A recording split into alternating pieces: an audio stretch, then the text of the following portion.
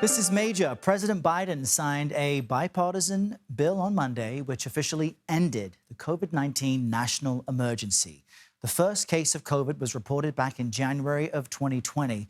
Then President Trump declared a national emergency just under 2 months later. And a little more than 2 years later, the U.S. death toll from the virus passed the 1 million mark, and it has killed 130,000 additional people since then. Now, Congress and the president say the emergency declaration is no longer needed, and it has expanded the Trump and Biden administration's ability to address the economic and public welfare effects of COVID. They used it to enact pauses on mortgages and student loans and order free COVID testing, among other measures.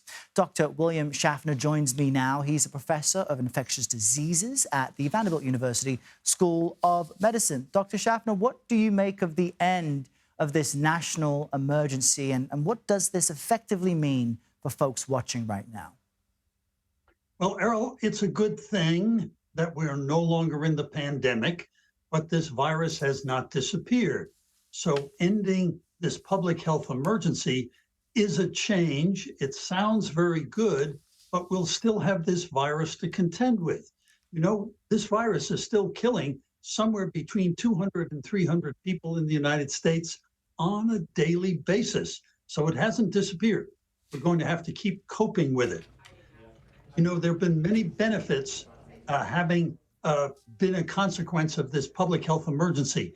Now, as we go back to the normal medical non-system, we're going to be worrying about disparities. There will be hard-hit communities, and the question is, will they continue to have access to some of the preventive measures and the therapies that we have for COVID? We'll have to watch that very, very carefully.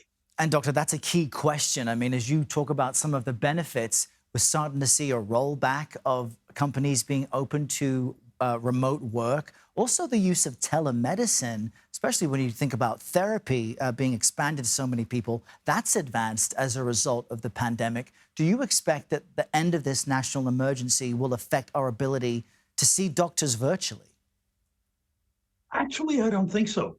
One of the things that we have learned, Errol, during the COVID issue is this telemedicine, so-called, actually works extraordinarily well for many conditions. Not everything. You can't get vaccinated through telemedicine, for example. So we're going to continue with telemedicine for many things. We'll add that to our armamentarium. But we're still going to be concerned about access, disparities creeping back into the system, whether vaccines will be made freely available, those at-home tests, which are so useful. All of those things, we're going to have to adjust to a new system. Change is good and inevitable, but sometimes difficult. And we'll see where the difficulties are. And now that we kind of move into the tail end of this thing, do you still suggest people get tested for COVID if they're feeling symptoms?